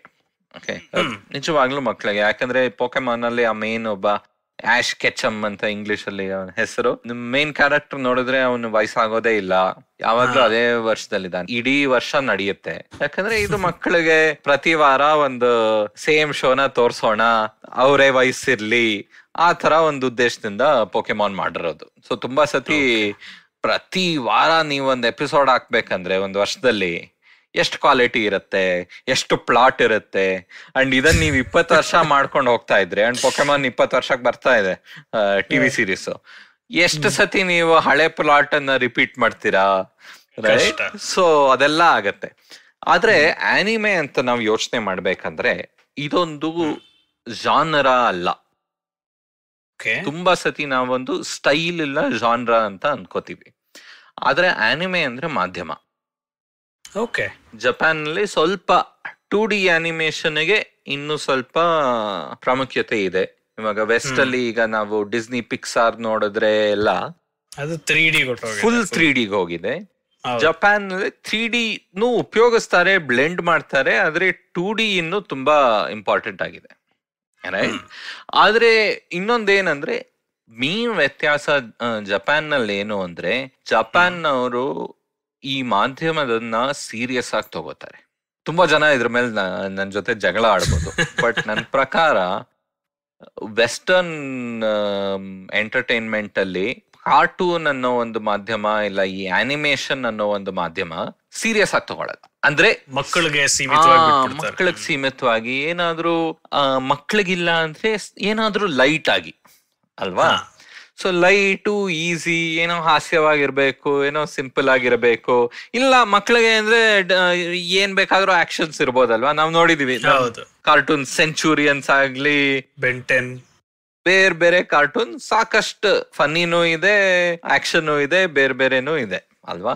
ಹೌದು. ಆದ್ರೆ ಮಕ್ಳಿಗೆ ನಿಲ್ಲಿಸ್ಬಿಡ್ತೀವಿ. ಅದಕ್ಕೆ ನಮಗ್ ಪ್ರಶ್ನೆ ಬರುತ್ತೆ, ಏನಕ್ಕಿದೆ ಕಾರ್ಟೂನ್ ಇದೆ ಆದ್ರೆ ಡೀಪ್ ಫಿಲಾಸಾಫಿಕಲ್ ಥೀಮ್ಸ್ ಬಗ್ಗೆ ಎಲ್ಲ ಯೋಚನೆ ಮಾಡ್ತಾ ಇದಾರೆ, ಇಲ್ಲ ಏನೋ ವೈಲೆನ್ಸ್ ಆಗ್ತಾ ಇದೆಯಲ್ಲ, ಏನಪ್ಪಾ ಇದು ಕಾರ್ಟೂನ್, ಇದು ಏನಕ್ಕೆ ಈ ತರ ವೈಲೆನ್ಸ್ ಆಗ್ಬೇಕು, ಮಕ್ಳಿಗೆ ತೋರಿಸ್ತೀರಾ ಇದು, ಆತರ ಎಲ್ಲ ಯೋಚನೆ ಬರುತ್ತಲ್ವಾ? ಬಟ್ ಆಕ್ಚುಲಿ ಇಲ್ಲ. ಈಗ ಇಂಗ್ಲಿಷ್ ಟಿವಿ ಶೋಸ್ ನೋಡ್ಬೇಕು ಅಂದ್ರೆ ಈಗ ಯಾವ ತರ ಸಬ್ಜೆಕ್ಟ್ ಮೇಲಿದೆ ಟಿವಿ ಶೋ, ಎಲ್ಲದ್ರಲ್ಲೂ ಇದೆ ಅಲ್ವಾ? ಯಾವ್ದು ಆಕ್ಷನ್ ಇರ್ಬೋದು, ಡ್ರಾಮಾ ಇರಬಹುದು, ಜಸ್ಟ್ ಒಂದಷ್ಟು ಜನ ಹೈಸ್ಕೂಲ್ ಅಲ್ಲೋ ಕಾಲೇಜಲ್ಲೋ ಅವರ ಜೀವನ, ರೈಟ್? ಇವಾಗ ಫ್ರೆಂಡ್ಸ್ ಆಗ್ಲಿ ಇಲ್ಲ ಬೇರೆ ಶೋಸ್ ಆಗ್ಲಿ. ಆನಿಮೆನಲ್ಲಿ ಜಪಾನ್ ನಲ್ಲಿ ಆ ತರ ಟ್ರೀಟ್ ಮಾಡ್ತಾರೆ ಈ ಮಾಧ್ಯಮದನ್ನ. ಹೇಗೆ ನಾವು ಹೇಗೊಂದು ಟಿವಿ ಕಾರ್ಯಕ್ರಮನ ಯಾವುದೇ ವಿಷಯದಲ್ಲಿ ಮಾಡ್ಬೋದು, ಹೇಗೆ ಅದನ್ನು ನಾವು ಆನಿಮೇಷನ್ ಅಲ್ಲಿ ಮಾಡ್ಬೋದಾ ಅಂತ. ಸೊ ಜಸ್ಟ್ ಆ ಒಂದು ಸ್ಟಾರ್ಟಿಂಗ್ ಪಾಯಿಂಟೇ ಚೇಂಜ್ ಆಗುವಾಗ, ಇವಾಗ ನೋಡಿ ಜಪಾನ್ ನಲ್ಲೂ ಅವ್ರು ಇನಿಷಿಯಲ್ ಆಗಿ ಇನ್ಸ್ಪಿರೇಷನ್ ತಗೊಂಡಿದ್ದು ವೆಸ್ಟ್ ಅಲ್ಲಿ. ಅಂಡ್ ಈಗ ಬಿಗ್ ಬಜೆಟ್ ಮೂವೀಸ್ ನೋಡಿದ್ರೆ ಇವಾಗ ಸ್ಟುಡಿಯೋ ಗಿಬ್ಲಿ ಅಂತ ಪರಿಚಯ ಇದ್ದಿರ್ಬೋದು, ಈ ಮಿಯಾಜಾಕಿ ಅಂತ ಬಿಗ್ ಅನಿಮೇಟೆಡ್ ಫಿಲ್ಮ್ ಮೇಕರ್ ಅಲ್ವಾ, ಅವ್ರಿಗೆ ಆಸ್ಕರು ಸಿಕ್ಕಿದೆ. ಸ್ಪಿರಿಟೆಡ್ ಅವೇ ಅಂತ ಒಂದ್ ದೊಡ್ಡ ಮೂವಿ ಬಂದಿತ್ತು, ಅದಕ್ಕೆ ಆಸ್ಕರ್ ಸಿಕ್ಕಿದ್ದು. ಸಾಕಷ್ಟು ಮೂವೀಸ್ ಬಂದಿದೆ, ಈಗಂತೂ ಇಡೀ ಕ್ಯಾಟಲಾಗ್ ನೆಟ್ಫ್ಲಿಕ್ಸ್ ಅಲ್ಲೂ ಸಿಗುತ್ತೆ. ಸೊ ಆ ತರ ಮೂವೀಸೇ ಅದಕ್ಕೆ ಒಂದು ಆಡಿಯನ್ಸ್ ಇದೆ, right? And very very high quality. But ನನ್ನ ಪ್ರಕಾರ ಆನಿಮೆನಲ್ಲಿ ಇನ್ನೊಂದೇನು ಅಂದ್ರೆ, ಟಿವಿ ಶೋಸ್ ಅಲ್ಲಿ ಹೇಗೆ high quality with manageable budget ಮಾಡಬಹುದು, ಅದರಲ್ಲಿ ಸಾಕಷ್ಟು ಇನೋವೇಷನ್ಸ್ ಆಗಿದೆ. ಸೊ ಇವಾಗ ನೀವು ಒಂದು ಅಮೆರಿಕನ್ ಕಾರ್ಟೂನ್ ನೋಡಿದ್ರೆ, ಇವಾಗ ಮಕ್ಕಳ ಕಾರ್ಟೂನ್ ಬಿಟ್ಬಿಡಿ, ಒಂದ್ ಸಿಂಪ್ಸನ್ಸ್ ಅಂತ ತಗೊಳ್ಳಿ, ಇಲ್ಲ ಈಗ ಒಂದಷ್ಟು ಸೂಪರ್ ಹೀರೋದು ಕಾರ್ಟೂನ್ ಬರ್ತಾ ಇದೆ, ಇನ್ವಿನ್ಸಿಬಲ್ ಆಗ್ಲಿ ಬೇರೆ ಯಾವ್ದಾವ್ದು. ಟಿಪಿಕಲಿ ನೀವ್ ಏನ್ ನೋಡಿದ್ರೆ ಏನೋ ಒಂದ್ ಬ್ಯಾಕ್ ಗ್ರೌಂಡ್ ಇರುತ್ತೆ, ತುಂಬಾ ಸತಿ ಕ್ಯಾರೆಕ್ಟರ್ಸ್ ಬರೀ ಒಂದು ಔಟ್ಲೈನ್. ಇವಾಗ ಹೋಮರ್ ಸಿಂಪ್ಸನ್ ನೋಡಿದ್ರೆ ಬರೀ ಒಂದು ಔಟ್ಲೈನ್, ಒಂದು ಮುಖ ಕಣ್ಣೆಲ್ಲ ಇದೆ, ಅವನ ಚರ್ಮದ ಕಲರ್ ಒಂದು ಯೆಲ್ಲೋ ಅಷ್ಟೇ ಅಲ್ವಾ, ಶ್ಯಾಡೋನು ಇಲ್ಲ. ಒಂದು ಆನಿಮೇಷನ್ ಅಲ್ಲಿ ಆ ಆನಿಮೇಷನ್ ಆ ಕ್ಯಾರೆಕ್ಟರ್ಸ್ ಯಾರಿದ್ದಾರೋ ಅವರು ಮತ್ತೆ ಅವರ ಸುತ್ತಮುತ್ತ ಇರೋ ಎನ್ವೈರ್ಮೆಂಟ್ ಇದೆಯೋ ಅದನ್ನ ಎಷ್ಟು ಮಟ್ಟಿಗೆ ಇಂಟರಾಕ್ಟ್ ಮಾಡ್ತಾರೆ ಅಂದ್ರೆ ಅದಕ್ಕೊಂದು ಲಿಮಿಟ್ ಇದೆ. ಅದೇ ನೀವು ಮೂವೀಸ್ ಹೋದ್ರೆ, ಇವಾಗ ಡಿಸ್ನಿ ಮೂವಿ ಅಂತ ತಗೊಂಡ್ರೆ ಅಫ್ಕೋರ್ಸ್ ಅದರ ಆನಿಮೇಷನ್ ಅಲ್ಲಿ ಇನ್ನು ಸಾಕಷ್ಟು ನಡೀತಾ ಇರುತ್ತೆ. ನೀವೊಂದು ಪಿಕ್ಸಾರ್ ಮೂವಿಗಳಲ್ಲಿ ಪಿಕ್ಸಾರ್ 3D ಬಿಟ್ಬಿಡಿ, ಬಟ್ ಈವನ್ 2D ಆನಿಮೇಷನ್ ನೋಡಿದ್ರೆ ಇವಾಗ ಸ್ಲೀಪಿಂಗ್ ಬ್ಯೂಟಿ ಇವತ್ತಿಗೂ, ಅದು 1960s ಅಲ್ಲಿ ಮಾಡಿದ್ದು, ಇವತ್ತಿಗೂ ಸಖದಾಗಿ ಕಾಣಿಸುತ್ತೆ. ಅಂಡ್ ಅವರು ಸಾಕಷ್ಟು ಇನೋವೇಷನ್ ಮಾಡಿದ್ರು. ಹೇಗೆ ನಾವು ಒಂದು 4-5 ಲೇಯರ್ ಇರಬೇಕು ಅಂದ್ರೆ ಈ ಒಂದು ಆನಿಮೇಷನ್ ನಲ್ಲಿ, ಹಿಂದ್ಗಡೆ ಏನೋ ಒಂದು ಸೂರ್ಯ ಇಲ್ಲ ಏನೋ ನಮ್ಮ ಸ್ಕೈ, ಅದ್ರ ಮುಂದೆ ಬೆಟ್ಟಗಳು, ಅದ್ರ ಮುಂದೆ ಏನೋ ಮರಗಳು, ಅದ್ರ ಮುಂದೆ ನಮ್ಮ 3-4 ಮನುಷ್ಯರು ನಡ್ಕೊಂಡು ಹೋಗ್ತಾ ಇದ್ದಾರೆ. ಸೊ ಅವರು ಮೋಷನ್ ಅನ್ನ ಹೇಗೆ ಚೇಂಜ್ ಮಾಡ್ಬೋದು. ಸೊ ಲೆಫ್ಟ್ ಇಂದ ರೈಟ್ ಹೋಗ್ತಾ ಇದ್ದಾರೆ ಅಂದ್ರೆ ಹಿಂದೆ ಇರೋದು ಜಾಸ್ತಿ ಮೂವ್ ಆಗಲ್ಲ, ಆದ್ರೆ ಮುಂದೆ ಇರೋರು ಇನ್ನೂ ಜಾಸ್ತಿ ಮೂವ್ ಮಾಡ್ತಾರೆ. ಸೊ ಅದ್ರಲ್ಲಿ ಸಾಕಷ್ಟು ಇನೋವೇಷನ್ ಎಲ್ಲ ಆಗಿದೆ. ಆದ್ರೆ ಆನಿಮೆನಲ್ಲಿ ಇನ್ನೊಂದು, ಇವಾಗ ವೆಸ್ಟ್ ಅಲ್ಲಿ ತುಂಬಾ ಈ ಕಾರ್ಟೂನ್ಸ್ ಎಲ್ಲ ಬಂದಿದ್ದು ಕಾಮಿಕ್ ಬುಕ್ಸ್ ಇಂದ ಶುರು ಆಯ್ತು ಅಲ್ವಾ? So spider man comic book ಬಂತು, ಆಮೇಲೆ ಸ್ಪೈಡರ್ ಮ್ಯಾನ್ ಕಾರ್ಟೂನ್ ಆಯ್ತು, ಎಲ್ಲ ಡಿಸಿ ಮಾರ್ವೆಲ್, ಅದು ಬಿಟ್ಟು ಬೇರೆ ಕಡೆಯಿಂದಾನು ಬಂತು. ಆದ್ರೆ ಜಪಾನ್ ನಲ್ಲಿ ಇದಕ್ ಸೋರ್ಸ್ ಅನ್ನೋದು, ಅಂಡ್ ಇದೊಂದು ಬೇರೆನೆ ವಿಷಯ, ಸೊ ಬ್ರೀಫ್ ಆಗಿ ಹೇಳ್ತೀನಿ, ಮಾಂಗಾ ಅಂತ ಹೇಳ್ತಾರೆ ಅವರ ಕಾಮಿಕ್ ಬುಕ್ಸ್, ಸರಿನಾ? ಅದು ಬರೀ ಬ್ಲಾಕ್ ಅಂಡ್ ವೈಟ್ ಅಲ್ಲಿ ಬರುತ್ತೆ ಟಿಪಿಕಲಿ, ಅಂಡ್ ವಾರ ಮ್ಯಾಗಝೀನ್ಸ್ ಅಲ್ಲಿ ಪಬ್ಲಿಷ್ ಆಗುತ್ತೆ. ಸೊ ಆ ಕಲ್ಚರ್ ಜಪಾನ್ ಅಲ್ಲಿ ತುಂಬಾನೇ ವೈಬ್ರೆಂಟ್. ವೆಸ್ಟ್ ಇಂದಾನೇ ನೋಡಿ 60s ಅಲ್ಲಿ ಶುರು ಮಾಡಿದ್ರು, ಆಸ್ಟ್ರೋ ಬಾಯ್ ಆ ತರ ಹಳೆ ಕಾಲದ ಆನಿಮೆ ಎಲ್ಲ ಬಂತು. ಬಟ್ ಅಲ್ಲಿಂದ ಸೊ ಅಲ್ಲೇನಾಯ್ತು ಅಂದ್ರೆ ಜನ ತುಂಬಾ ಡೈನಾಮಿಕ್ ಆಗಿ ಬರೆಯೋಕ್ ಶುರು ಮಾಡಿದ್ರು ಅವರ ಚಿತ್ರಗಳನ್ನ. ಇವಾಗ ತುಂಬಾ ಸತಿ ನಾವ್ ಒಂದ್ ಕಾರ್ಟೂನ್ ಅಂತ ನೋಡ್ತೀವಿ ಅಂದ್ರೆ, ನಮ್ ಮುಂದೆ ಏನೋ ಒಂದ್ ರೂಮ್ ಇದೆ, ಏನೋ ಒಂದು ಗೋಡೆ ಇದೆ, 4 ಜನ ಕೂತಿದ್ದಾರೆ, ರೈಟ್? ಯೂಶಲಿ ಆತರ ಯೋಚನೆ ಮಾಡ್ತೀವಿ. ಇಲ್ಲಿ ಇವ್ರು ಯೋಚನೆ ಮಾಡಿದ್ರು, ಸರಿ ನನ್ ಕ್ಯಾಮೆರಾ ನಾನು ಎಲ್ ಬೇಕಾದ್ರೂ ಇಡಬಹುದು. ಸೊ ಇದೊಂದು ನಿಜವಾದ ಯೂನಿವರ್ಸ್ ಅಂತ ನಾವ್ ಯೋಚನೆ ಮಾಡ್ಬೇಕಂದ್ರೆ ನಮ್ ಕ್ಯಾಮೆರಾನ ಏನಕ್ಕೆ ಸುಮ್ನೆ ಒಂದು ಫಿಕ್ಸಡ್ ಕ್ಯಾಮೆರಾ ತರ ಇಡಬೇಕು, ರೈಟ್? ಇದನ್ನ ಡೈನಾಮಿಕ್ ಆಗಿ ತೋರಿಸಬಹುದಾ? ಇದನ್ನ ಯಾವ್ದೋ ಒಂದು ಆಕ್ಷನ್ ಸೀನ್ ಅಂದ್ರೆ ಆ ಆಕ್ಷನ್ ಇನ ಪವರ್ ಇಲ್ಲ ಇಂಪ್ಯಾಕ್ಟ್ ಅನ್ನ ನನ್ನ ಆನಿಮೇಷನ್ ಸ್ಟೈಲ್ ಅಲ್ಲಿ ನಾನು ತೋರಿಸಬಹುದಾ? ಹೌದು. ನನ್ನ ಸ್ಟಿಲ್ ಆನಿಮೇಷನ್ ಅಂದ್ರೆ ಈಗ ಆ ಮಾಂಗಾನಲ್ಲಿ ಆ ಕಾಮಿಕ್ ಬುಕ್ ಸ್ಟೈಲ್ ಅಲ್ಲಿ ಆ ತರ ಒಂದು ಪೋಸ್ ನಾನು ತೋರಿಸಬಹುದಾ? ಈ ಪೋಸ್ ಹಿಂದೆ ಇಷ್ಟೊಂದು ಬಲ ಇದೆ ಅಂತ. ಇವಾಗ ನೀವ್ ವೆಸ್ಟರ್ನ್ ಕಾಮಿಕ್ ಬುಕ್ಸ್ ಅಲ್ಲೂ ನೋಡಿ ತುಂಬಾ ಇದೆ, ಬಟ್ ಈ ತರ ಒಂದು ಸ್ಟೈಲು, ಆ ಒಂದು ಫಿಸಿಕಲ್ ಯಾವ್ಯಾವ ಆಂಗಲ್ ಇಂದ, ಇವಾಗ ಯಾವನೋ ಒಬ್ಬನ್ನ ಹೋಗಿ ಗುತ್ತಾನೆ ಅಂದ್ರೆ ಒಂದೊಂದು ಸೀನ್ ಬರುತ್ತೆ, ಲೈಕ್ ಇವ್ ಮುಖದ ಹಿಂದೆ ಕ್ಯಾಮ್ರಾ ಇದೆ, ಸೊ ಫುಲ್ ಅವ್ನ್ ಹಿಂದೆ ಹೋಗ್ತಾ ಇದ್ದಾನೆ, ಫುಲ್ ಅವ್ನ್ ಬಾಡಿನೇ ಸ್ಟ್ರೆಚ್ ಆಗ್ತಾ ಇದೆ, ಅವ್ನ್ ರೆಡಿ ಆಗ್ತಾ ಇರೋದು, ರೈಟ್? ಅಂಡ್ ನೆಕ್ಸ್ಟ್ ಫ್ರೇಮ್ ನೋಡ್ಬೇಕು ಅಂದ್ರೆ ನೆಕ್ಸ್ಟ್ ಕಾಮಿಕ್ ಬುಕ್ ಅಲ್ಲೋ ಇಲ್ಲ ಅನಿಮೇಷನ್ ಅಲ್ಲೋ ಕ್ಯಾಮ್ರಾ ಚೇಂಜ್ ಆಗುತ್ತೆ. ಈಗ ಅವ್ನ್ ತಲೆ ಈ ಸೈಡ್ ಹೋಗಿ ಪಂಚ್ ಹಿಂದೆ ಹೋಗುತ್ತೆ, ಗುದ್ದೋಕ್ ಹಿಂದೆ ಫುಲ್ ಫೋರ್ಸ್, ಆಮೇಲೆ ಅವ್ನ್ ಮುಖ ಹೇಗೆ ಮುಖ ಆಲ್ಮೋಸ್ಟ್ ಒಳಗೊಟ್ಟು ಹೋಗುತ್ತೆ ಅಂತ ಅಲ್ವಾ? ಸೊ ಅದನ್ನೆಲ್ಲ, ಸೊ ಈಗ ನೋಡಿ ಆಕ್ಷನ್ ಮೂವೀಸ್ ನೀವು ನೋಡ್ತೀರಾ, ನಾನು ನೋಡ್ತೀನಿ, ಅದ್ರಲ್ಲೂ ನಾವು ಈ ಸ್ಲೋ ಮೋಷನ್ ಇದೆಲ್ಲ ನಾವು ನೋಡಿದೀವಿ ಆಕ್ಷನ್ ಸೀನ್ಸ್ ಅಲ್ಲಿ. ಆದ್ರೆ ಸ್ಟಿಲ್ ಒಂದು ಲಿಮಿಟ್ ಇದೆ, ಅದು ಆ ಲಿಮಿಟ್ ನೀವು ದಾಟಿದ್ರೆ ಅಯ್ಯೋ ಇದೊಂದು ಜೋಕ್. ನಾವೇನಂತೀವಿ, ಇದು ಸಸ್ಪೆನ್ಷನ್ ಆಫ್ ಡಿಸ್ಬಿಲೀಫ್ ಅಂತ ಇದೆ ಅಲ್ವಾ ಇಂಗ್ಲಿಷ್ ಅಲ್ಲಿ. ಹೌದು, ಏನೋ ಮೂವಿ ಟಿವಿ ಏನಾದ್ರೂ ನೋಡ್ತಾ ಇರೋವಾಗ ನಮ್ಮ ರಿಯಾಲಿಟಿನ ನಾವು ಮರ್ತೋಗಿ ಇದೇ ನಿಜ ಅಂತ ನಾವು ನೋಡ್ತೀವಿ. ಅಂಡ್ ತುಂಬಾ ಸತಿ ಕೆಟ್ಟದಾಗಿ VFX ಎಲ್ಲ ಮಾಡಿದಾಗ ನಗ್ತೀವಿ ಅಲ್ವಾ? ಆದ್ರೆ ಅನಿಮೇಷನ್ ಅಲ್ಲಿ ಪವರ್ ಏನು ಅಂದ್ರೆ ನೀವು ಎಕ್ಸಾಜರೇಟ್ ಮಾಡ್ಬೋದು ತುಂಬಾ. ಅಂಡ್ ಮೇನ್ ಪಾಯಿಂಟ್ ಏನು, ಆ ಇಮೋಷನ್ ಆಗ್ಲಿ, ಆ ಆಕ್ಷನ್ ಆಗ್ಲಿ, ಆ ಒಂದು ನೀವು ಕನ್ವೆ ಮಾಡ್ಬೇಕೋ ಆ ಮಾಧ್ಯಮದಿಂದ ನೀವು ಕನ್ವೆ ತುಂಬಾ ಚೆನ್ನಾಗಿ ಮಾಡ್ಬೋದು. ಹೌದು, ರೈಟ್? ಸೊ ಇಂಪ್ಯಾಕ್ಟ್ ಜಾಸ್ತಿ ಮಾಡಿ ಅದರದ್ದು ಪ್ರಭಾವ ಏರಿಸಿ ಇನ್ನು ಚೆನ್ನಾಗಿ ಅರ್ಥ ಆಗೋ. ಹೌದು, ಈ ಕಾಲದಲ್ಲಿ ನಾವು ವೆಸ್ಟ್ ಅಲ್ಲಿ ನೋಡಿದ್ರೆ ಪಿಕ್ಸಾರ್ ಅನ್ನೋರು ಆ ತರ ಐಡಿಯಾಸ್ ಅನ್ನ ಅವರ 3D ಎನ್ವೈರನ್ಮೆಂಟ್ ಅಲ್ಲಿ ಮಾಡ್ತಾ ಇದ್ದಾರೆ. ಇವಾಗ ನೀವ್ ಹೇಳಿದ್ರಿ ಅಯ್ಯೋ ಆನಿಮೆನಲ್ಲಿ ಜನಕ್ಕೆ ಎಲ್ಲ ವಿಚಿತ್ರ ದೊಡ್ಡ ದೊಡ್ಡ ಕಣ್ಣುಗಳಿವೆ.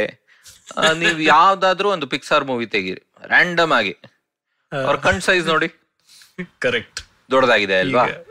ಸೊ ಅದು ಲೈಕ್ ಜಪಾನ್ ಅಲ್ಲೂ ಅದು ಹೇಗೆ ಅಂದ್ರೆ ಯಾರೋ ಶುರು ಮಾಡಿದ್ರು ಹೀಗೆ ದೊಡ್ಡ ದೊಡ್ಡ, ಯಾಕಂದ್ರೆ ಕಣ್ಣಲ್ಲಿ ನೀವು ಸಾಕಷ್ಟು ಎಕ್ಸ್ಪ್ರೆಸ್ ಮಾಡ್ಬೋದು. ಕರೆಕ್ಟ್.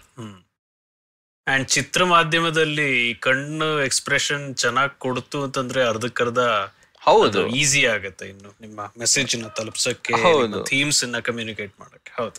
ಸೊ ದೊಡ್ಡ ಕಣ್ಣು ಏನಕ್ಕೆ ಅಂದ್ರೆ ಚೆನ್ನಾಗಿ ಇಮೋಷನ್ ಕನ್ವೆ ಮಾಡಬಹುದು.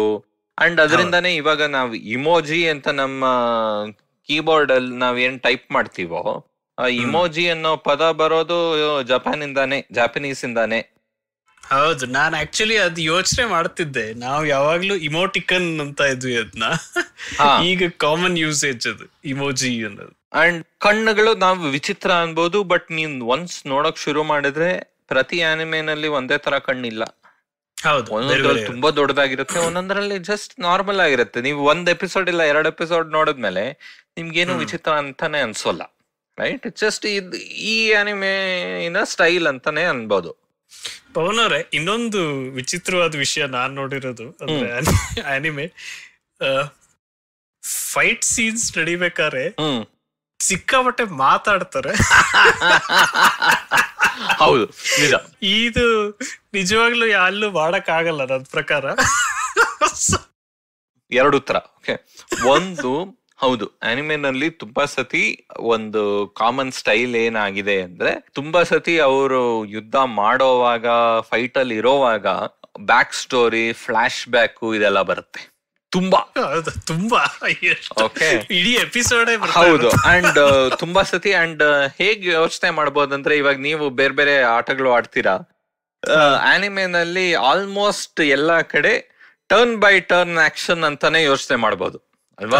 ನಮ್ಮ ಹೀರೋ ಆಮೇಲೆ ವಿಲನ್ ಒಂದು ಏಟು ಅಂಡ್ ಅದ್ರ ಮಧ್ಯೆ ಅವ್ರ ಬ್ಯಾಕ್ ಸ್ಟೋರಿ ಅಲ್ವಾ? ಸೊ ಆಮೇಲೆ ವಿಲನ್ ಆಲ್ಮೋಸ್ಟ್ ಹೀರೋನ ಫುಲ್ ಗುದ್ದಾಕ್ಬಿಟ್ಟಿದಾನೆ, ಇವ್ನ್ ಬಿದೋಗಿದ್ದಾನೆ, ಅಂಡ್ ಅವ್ನ್ ಜಸ್ಟ್ ಒಂದ್ ಕೈ ನೆಲದ ಮೇಲೆ ಇಟ್ಟು ಹೇಳೋಕ್ ಟ್ರೈ ಮಾಡ್ತಾನೆ, ಅವನ ಶಕ್ತಿ ಹೋಗ್ತಾ ಇರುತ್ತೆ. ಅಂಡ್ ಆವಾಗ ಫ್ಲಾಶ್ ಬ್ಯಾಕ್ ಬರುತ್ತೆ, ಹೇಗೆ ಅವನ್ ಸ್ನೇಹಿತರು ಅವನ್ ಜೊತೆನೆ ಇದ್ರು ಎಲ್ಲ. ಓಕೆ, ಸೊ ಫೈನಲ್ ಒಂದು ಬೂಸ್ಟ್ ಇನ್ಸ್ಪಿರೇಷನ್ ಬಂದು ಎದ್ದು ಓಕೆ ಅಂತ ಫೈನಲ್ ಕೊಟ್ಟು, ಆಮೇಲೆ ಕೊನೆಗೆ ಆ ರಿಯಾಕ್ಷನ್ವೇ, ಹಾ ಇವನಿಗೆ ಈ ತರ ಪವರ ಎಲ್ಲಿಂದ ಬಂತು?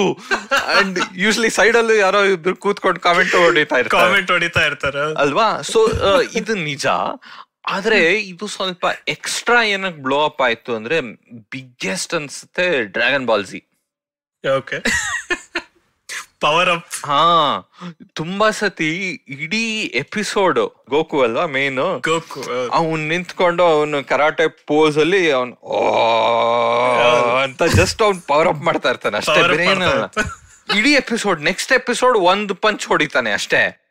ಸೊ ಅದ್ ಏನಕ್ಕಾಯ್ತು ಅಂದ್ರೆ ಇವಾಗ ನೋಡಿ ಕಾಮಿಕ್ ಬುಕ್ ರೂಪದಲ್ಲಿ ಬರ್ತಾ ಇತ್ತು ಅಲ್ವಾ, ಈ ಮಾಂಗಾ ರೂಪದಲ್ಲಿ ಬರ್ತಾ ಇತ್ತು. ಅದ್ರಲ್ಲಿ ಒಂದಷ್ಟು ಮೆಟೀರಿಯಲ್ ಇದೆ, ರೈಟ್, ಅಂಡ್ ವಾರ ಬಂದ್ರೇನುವೆ ಅದ್ರ ಒಂದು ಸ್ಪೀಡ್ ಇದೆ.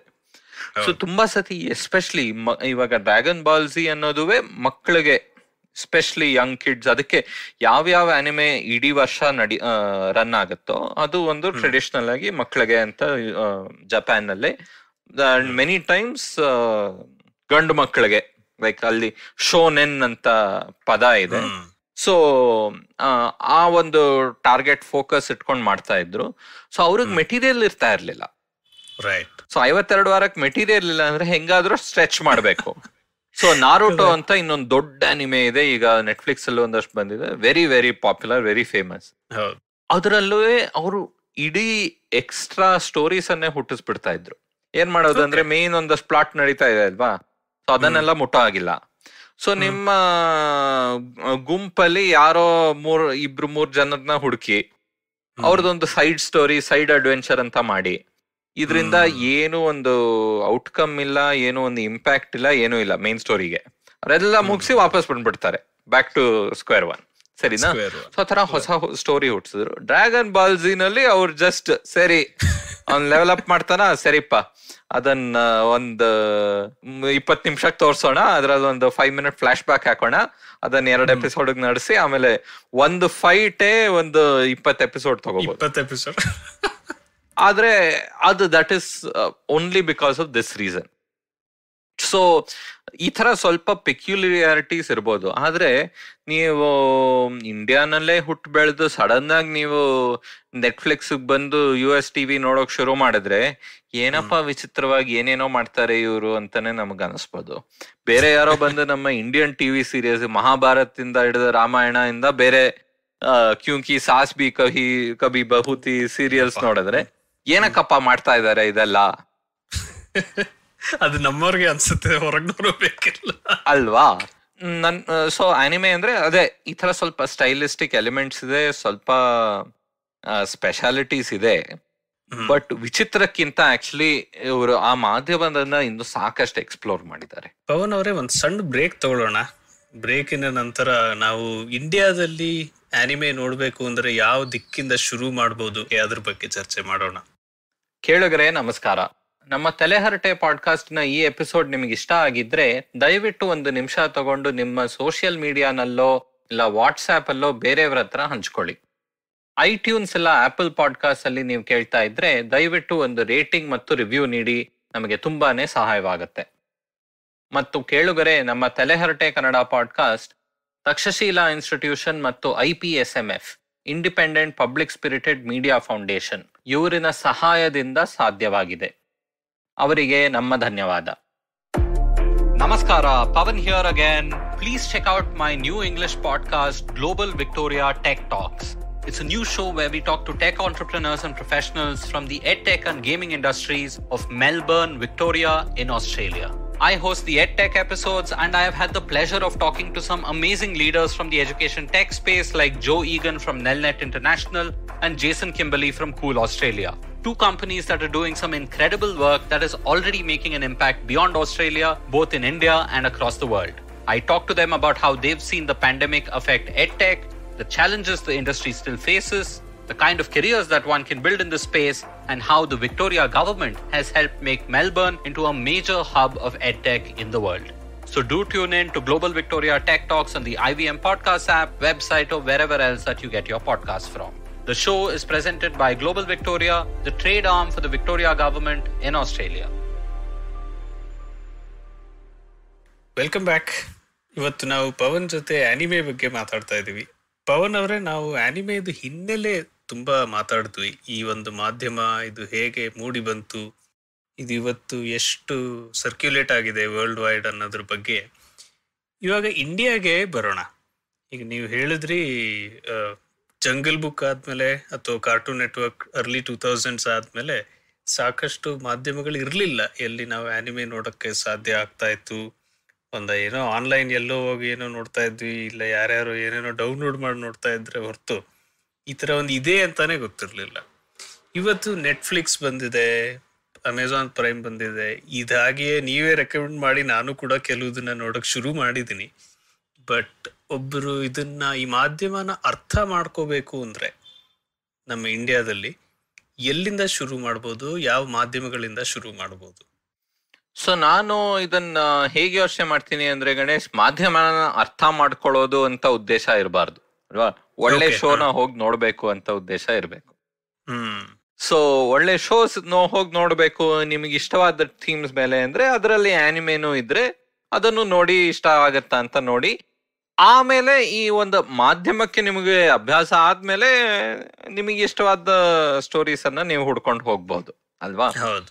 ಸೊ ಇವಾಗ ನೀವು ಜೀವನದಲ್ಲಿ ಯಾವತ್ತೂ ಒಂದು ಕಾಮಿಕ್ ಬುಕ್ ಓದಿಲ್ಲ ಅಂದ್ರೆ ಎಲ್ಲಾದ್ರೂ ಶುರು ಮಾಡ್ಬೇಕಲ್ವಾ. ಸೊ ಆ ತರ ನಾ ಯೋಚನೆ ಮಾಡ್ತೀನಿ. ಸೊ ಈಗ ನೀವ್ ಹೇಳಿದ ನಿಜ. ಸೊ ನೆಟ್ಫ್ಲಿಕ್ಸ್, ಪ್ರೈಮ್ ಇವರೆಲ್ಲ ಬಂದ್ಮೇಲೆ ಸ್ವಲ್ಪ ಸ್ಥಿತಿ, ಜಪಾನ್ ನಲ್ಲಿ 4 ಸೀಸನ್ ನಡೆಯುತ್ತೆ ಒಂದು ವರ್ಷಕ್ಕೆ, ರೈಟ್. ಸೊ 12-13 ಎಪಿಸೋಡಿನ ಸೀಸನ್ ಅಂತ. So 4 season. ಸೊ ಪ್ರತಿ ವರ್ಷ ಸಾಕಷ್ಟು ಆನಿಮೆ ಬರ್ತಾ ಇರತ್ತೆ. ಅದು ಯಾವ್ದು ಇವತ್ತು ಇಂಡಿಯಾನಲ್ಲಿ ಲೀಗಲ್ ಆಗಿ ನೀವು ಲೈವ್ ಆಗಿ ನೋಡೋ ಹಾಗಿಲ್ಲ, ಇಲ್ಲ ಅದೇ ವಾರ ನಿಮಗ್ ಸಿಗೋಲ್ಲ.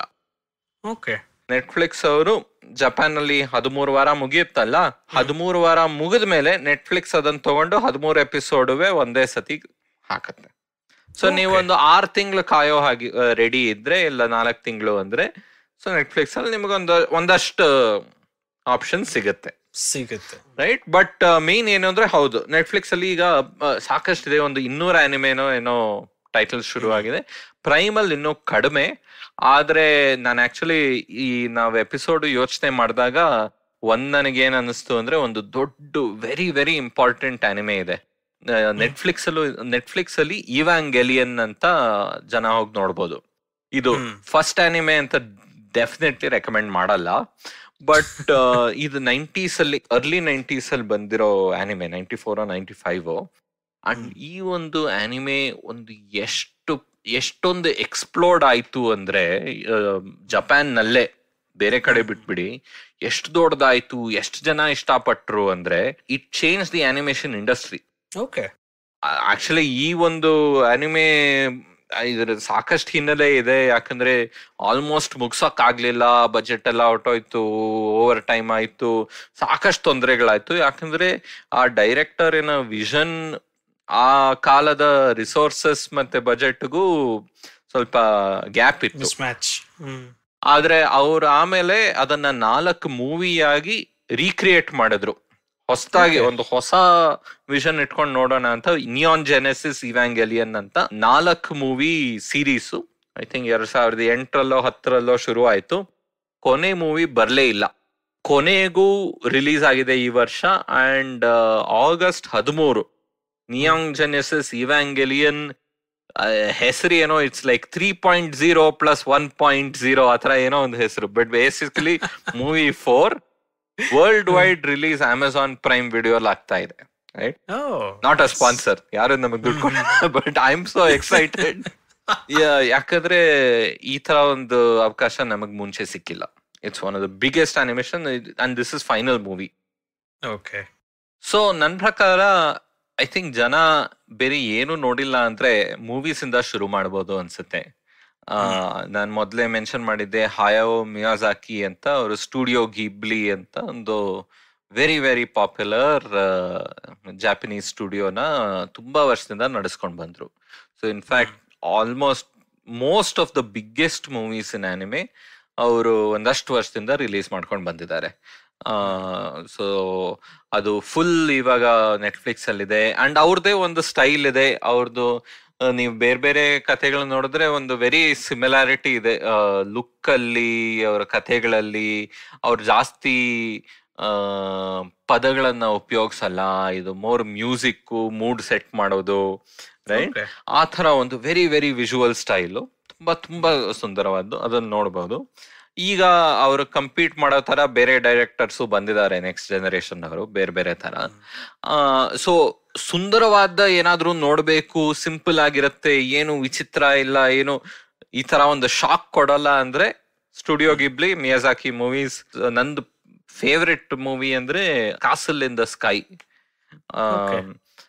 ಫುಲ್ ಅವ್ರದ್ದು ಎಲ್ಲಾ ಮೂವೀಸು ಈಗ ನೆಟ್ಫ್ಲಿಕ್ಸ್ ಅಲ್ಲಿದೆ ಇಂಡಿಯಾನಲ್ಲಿ. ಸೊ ಅದನ್ನ ನೋಡ್ಬೋದು.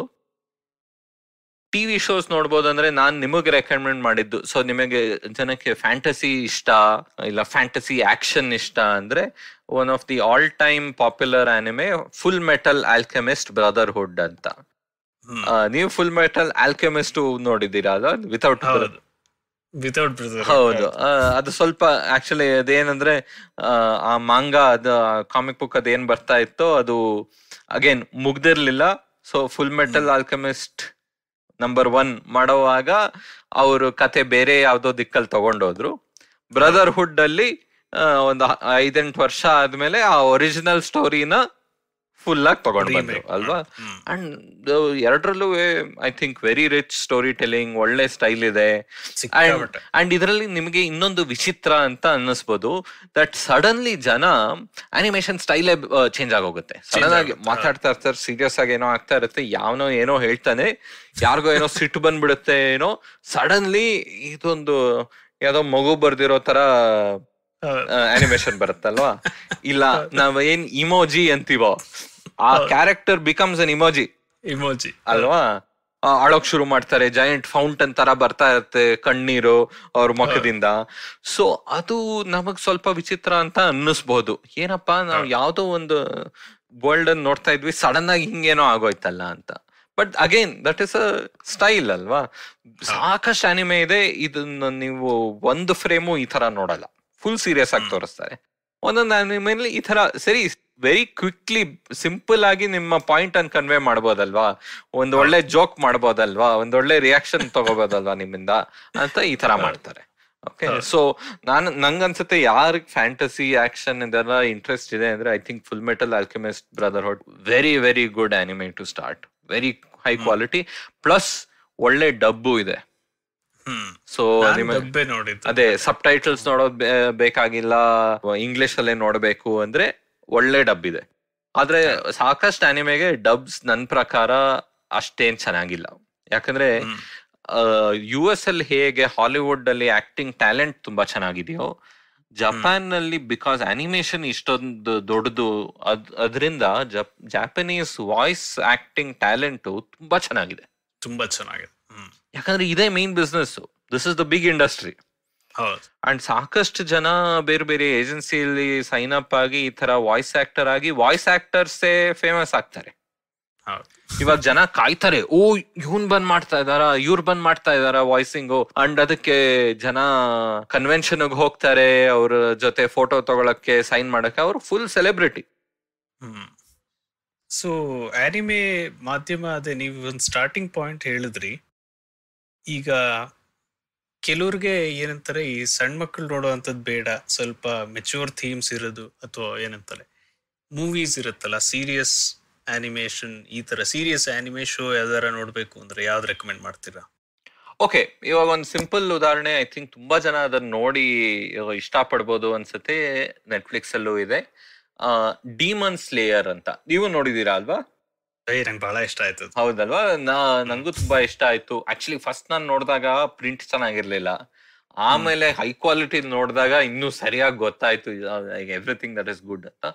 ತುಂಬಾ ಒಳ್ಳೆ ಅನಿಮೇಷನ್ ಸ್ಟುಡಿಯೋ ಇಂದ ಬಂದಿರೋದು. ಅಂಡ್ ಇದೊಂದು ಹುಡುಗ ಅಲ್ವಾ, ಅದೊಂದು ಜಪಾನ್ ನಲ್ಲಿ ಒಂದು 100 ವರ್ಷ ಹಿಂದೆ ಇರ್ಬೋದು, ಆ ತರ ಒಂದು ಸ್ಥಿತಿಲಿ ಒಬ್ಬ ಹುಡುಗ. ಇದೊಂದು ಜಪಾನ್ ಆದ್ರೆ ಒಂದು ಆಲ್ಟರ್ನೇಟ್ ಜಪಾನ್, ಇದರಲ್ಲಿ ವ್ಯಾಂಪೈರ್ಸ್ ಇದಾರೆ, ಇಲ್ಲ ಬೇರೆ ಏನೋ ಮಾನ್ಸ್ಟರ್ಸ್ ತರ ಇದಾರೆ. ಮೊದಲನೇ ಎಪಿಸೋಡ್ ಅಲ್ಲೇ ಅವನ ಫ್ಯಾಮಿಲಿನೇ ಆಲ್ಮೋಸ್ಟ್ ಕಳ್ಕೊಂಡ್ ಬಿಡ್ತಾನೆ, ಇಡೀ ಫ್ಯಾಮಿಲಿನ. ಆಮೇಲೆ ಅವನ ಪಯಣ ಹೇಗೆ ಮಾನ್ಸ್ಟರ್ಸ್, ಈ ವ್ಯಾಂಪೈರ್ಸ್ ಏನಕ್ಕೆ ಇದನ್ನ ಮಾಡ್ತಾ ಇದೆ, ಹೇಗೆ ಅವುಗಳನ್ನ ತರ ಬೇರೆ ಬೇರೆ ಕ್ರೈಮ್ ಎಲ್ಲ ಮಾಡೋದನ್ನ ನಿಲ್ಲಿಸಬಹುದು, ಜನನ ಕೊಂದಾಕೋದನ್ನ ನಿಲ್ಲಿಸಬಹುದು ಅಂತ ಆ ಒಂದು ಜರ್ನಿ ಅಲ್ವಾ. ಫಸ್ಟ್ ಸೀಸನ್ ಅಲ್ಲಿ ಅದು ಶುರು ಆಗಿದ್ದು. ಅದ್ರಲ್ಲಂತೂ ಆರ್ಟ್ ಸ್ಟೈಲ್ ಅಂತೂ ಸಖತ್ತಾಗಿದೆ. ನಿಮಗೆ ಹಳೆ ಕಾಲದ ನೀವು ಈ ಜಾಪನೀಸ್ ಪೇಂಟಿಂಗ್ಸ್ ತುಂಬಾ ಜನ ನೋಡಿರ್ಬೋದು. ಯಾವ್ದು Mount Fuji and the great wave ಅಲ್ವಾ? ಹಳೆ ಕಾಲದ ಸ್ಟೈಲ್, ಒಂದು ವೇವ್ ಬರ್ತಾ ಇದೆ, ಸಣ್ಣ ಬೋಟ್ ಇದೆ, ಹಿಂದ್ಗಡೆ ಮೌಂಟ್ ಫ್ಯೂಜಿ ಡಿಸ್ಟೆನ್ಸ್ ಅಲ್ಲಿ ಇದೆ. ಸೊ ಈ ತರ ಆ ಹಳೆ ಪೇಂಟಿಂಗ್ಸ್ ಇನ ಸ್ಟೈಲ್, ಸೊ ಆ ತರ ಸ್ಟೈಲ್ಸ್ ಎಲ್ಲ ಅವ್ರ ಅನಿಮೇಷನ್ ಅಲ್ಲಿ ಉಪಯೋಗಿಸ್ತಾರೆ. ಅಂಡ್ ಇನ್ನೊಂದು ಹೇಳ್ಬೇಕಂದ್ರೆ ಇದೆಲ್ಲ ಈ ಒಂದು ಸೀಸನ್ ಬಂದಿದೆ ನೆಟ್ಫ್ಲಿಕ್ಸ್ ಅಲ್ಲಿ ಇರೋದು. ಆಮೇಲೆ ಹಿಂದಿನ ವರ್ಷ ಪ್ಯಾಂಡೆಮಿಕ್ ಕಾಲದಲ್ಲಿ ಮೂವಿ ಬಂತು, ಮೂಗನ್ ಟ್ರೈನ್ ಅಂತ. ರಿಲೀಸ್ ಆಗಿಲ್ಲ ಎಲ್ಲಾ ಕಡೆ ಅಲ್ಲ? ಎಲ್ಲಾ ಕಡೆ ಆಗಿಲ್ಲ. US ಅಲ್ಲಿ 21ರಲ್ಲಿ ರಿಲೀಸ್ ಆಯ್ತು ಅನ್ಸುತ್ತೆ. ಅದು ಪ್ಯಾಂಡೆಮಿಕ್ ಅಲ್ಲಿ ಜಪಾನ್ ನಲ್ಲಿ it was a big success. Okay, ನಾ ಇನ್ನೊಂದು ಒಳ್ಳೆ ಶೋ ನೋಡಿದೆ, ಅಂದ್ರೆ ನೀವೇ ರೆಕಮೆಂಡ್ ಮಾಡಿದ್ದು.